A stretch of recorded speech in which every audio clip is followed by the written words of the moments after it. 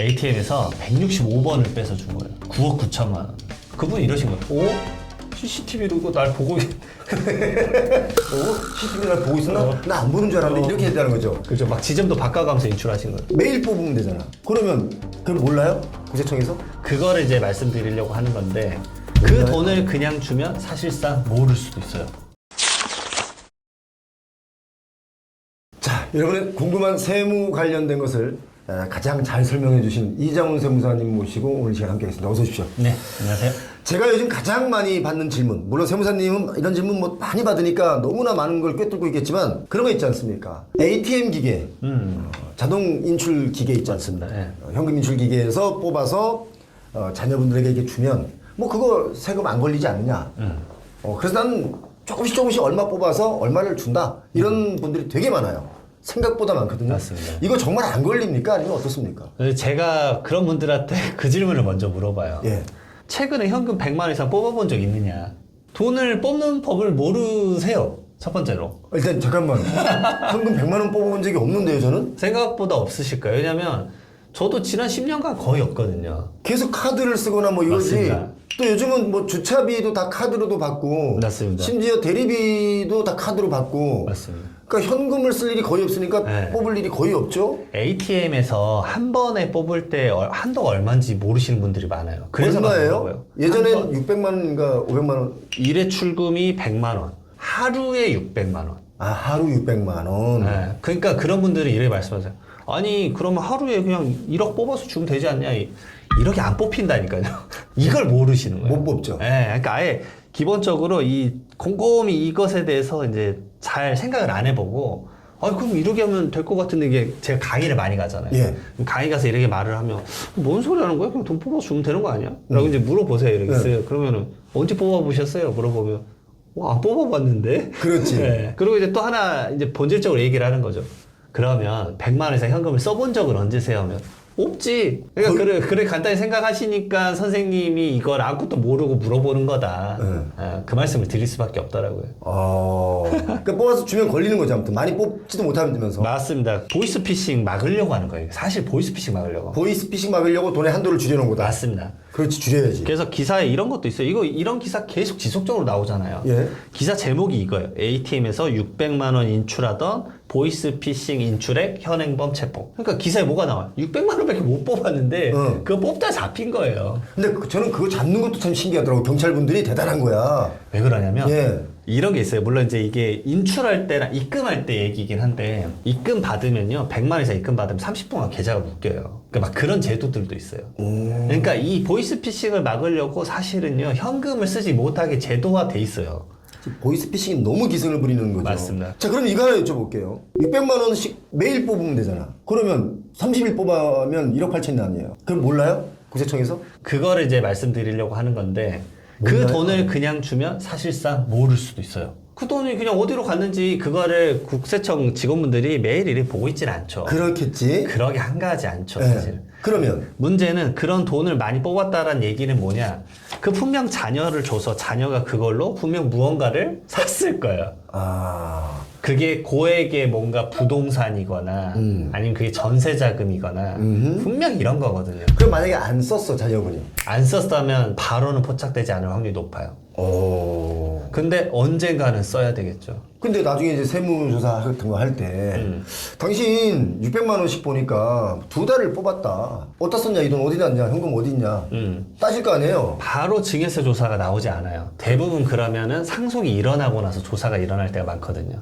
그 현금 언제 뽑았냐. 그러면 자녀는 돈 뽑아놓고 부모님 죽을 때까지 기다려야 되는데 그 돈을 못 쓰는 사실상 거예요. 불가능하죠. 네, 사실상 그 돈을 못 써버리는 꼴이 되는 거죠. 그러면 ATM에서 돈 뽑아서 잘 주면 안 걸리는 거네요? 근데 그 돈을 어차피 못 쓴다, 자녀도. 못 쓴다. 네, 왜냐면은 이게 PCI 기법이라는 게 있어요. 예. 그러게 ATM에서 돈을 뽑아서 자녀에게 준 사람이 있었어요. 근데 그거 잡혔어요. 얼마 줬을 것 같습니까? 얼마를 줬길래 잡혔어요? 제가 이거 항상 이제 강의 때마다 이걸 우스갯소리로 얘기를 해요. 그러면 이제 부모님의 사랑이 진짜 끝이 없다. 그게 뭐야? ATM에서 165번을 뺏어 준 거예요. 9억 9천만 원. 165번을 뽑았다고요? 네, 165일을 뺀 거죠. 165일 동안 600만 원씩? 네, 야, 이건 대단하신 거예요. 아, 이거는 죄송하지만만 이건 바보 아니에요? 이거 바로 걸리잖아요. 안 걸렸어요. 안 걸렸다가 왜 걸렸냐? 예. 이 돈은 결국은 자녀가 큰 어떤 것에 쓸 때 걸리는 거거든요. 그러니까 주택을 취득을 하면은 취득자금 소명을 해야죠. 너 그 돈 어디서 나서 그 주택을 살 수 있었어? 요즘 그런 거 국세청에서 조사 많이 합니다. 지금. 맞아, 엄청 많이 해요. 예. 진짜 엄청 많이 하고 그걸 국세청만 하는 게 아니라 한국부동산원이랑 시군구청에서도 하거든요. 원래 여기 두 개가 먼저예요. 예. 그리고 나서 증여 의심이 되면 국세청에 이관을 시키는 거예요. 예. 그다음에 거기서 문제가 생기면 바로 검찰 넘기죠. 네. 그리고 이걸 알고 있기 때문에 이분은 주택 취득하라고 준 게 아니라, 왜냐, 주택 취득하면 바로 걸린다는 걸 또 아셨어. 공부를 나름 좀 하셨어. 네. 그래서 뭐를 하셨냐면 이걸로 전세 자금을 준 거예요. 자녀 이름으로 전세를 10억짜리 전세를 가입을 한 거예요. 아, 전세는 안 걸려요? 그 돈 어디서 사는지 다 걸리죠? 전세도 걸려요. 맞습니다. 네. 왜냐면 전세도 이제 전월세 신고제라는 제도도 있고, 그 다음에 PCI 기법으로 다 잡혀요. 그러니까 P는 이제 약자인데 프로퍼티라고 자산의 증가. 예. 그러면 한 10억이 증가된 거죠, 이분은. 왜냐면 자기 이름으로 강남에 그 전셋집 전세금을 낸 거예요. 플러스 이제 C는 컨섬션. 예. 5년간 너 돈 얼마 썼어? 알고 봤더니 한 2억 쓴 거예요. 예. 그리고 마이너스 I는 인컴. 근데 너 5년간 얼마 벌었어? 3억 번 거예요. 예. 너 그럼 9억 어디서 났어? 그렇지. 너가 도저히 너의 자금으로 전세 자금을 넣을 수가 없는데 예. 어디서 난 거야? 예. 까봐. 봤더니 결국은 부모님이 열심히 뽑아서 준 돈으로 전세 자금을 줬던 거. 예. 그래서 걸리게 됐고 그분이 이러신 거예요. 오? CCTV로 날 보고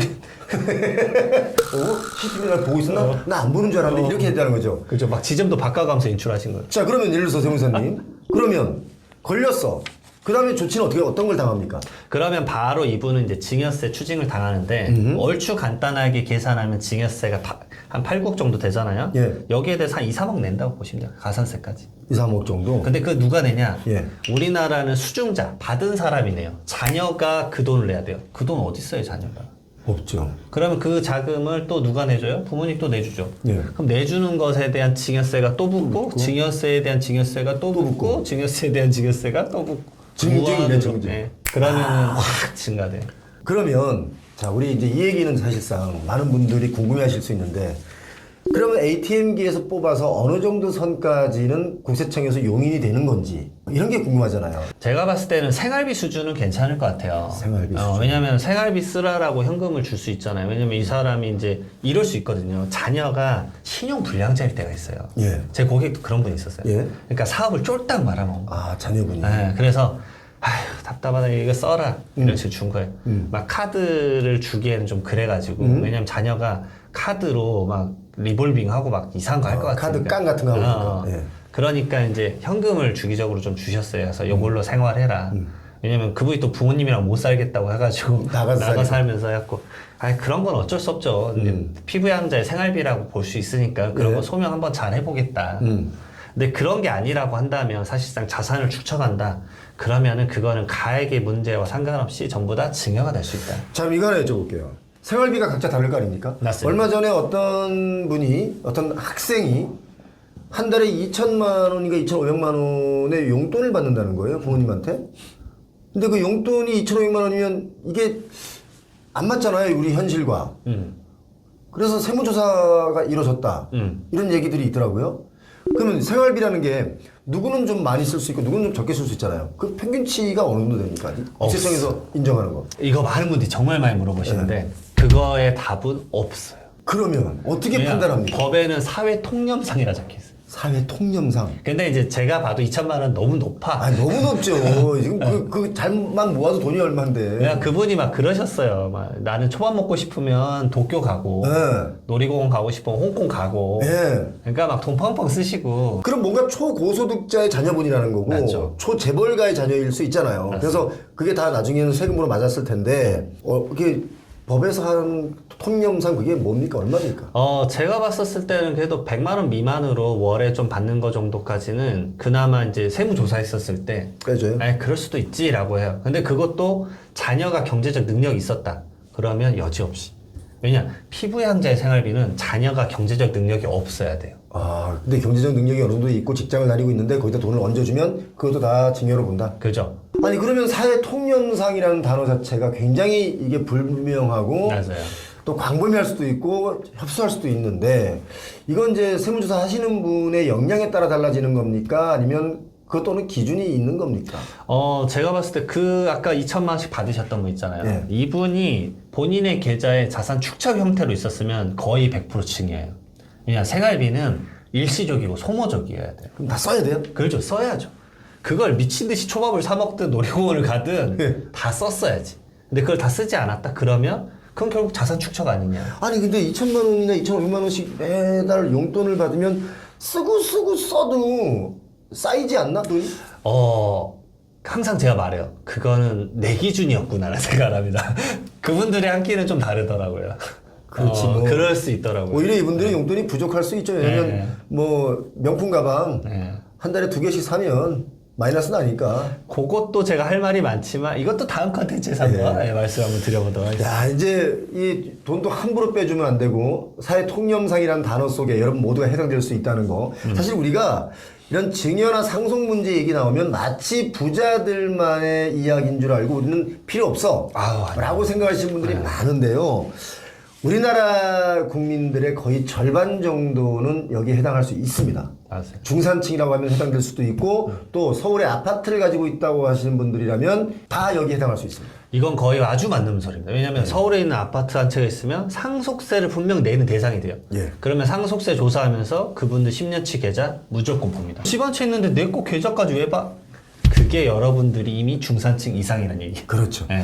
상속 증여 얘기 나오면 사람들이 막 싫어해요. 내 일 아니라고. 그건 뭐 재벌들 얘기라고 그러는데 우리가 아는 뭐 대기업의 이런 상속 증여 말고 우리들의 아주 소소한 상속 증여도 여러분 다 세금 관련 공부는 꼭 하셔야 된다는 거. 맞습니다. 오늘 야 현금 잘못 뽑아주면 큰일 난다는 얘기를 또 우리 이장훈 세무사님께서 알려주셨는데 오늘 말씀 잘 들었습니다. 네, 감사합니다. 고맙습니다.